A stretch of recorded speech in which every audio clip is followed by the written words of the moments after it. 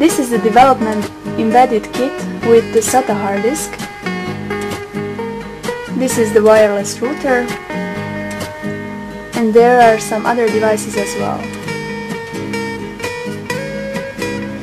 On the development kit, a Windows embedded standard operating system is installed. Now let's launch the application called MyMedia with remote control over PDA.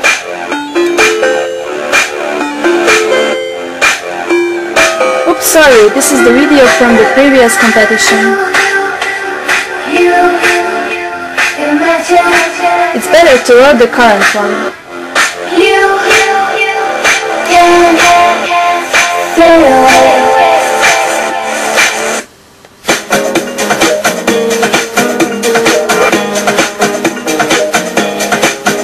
Hey, this video is not finished. Okay, let's watch the TV.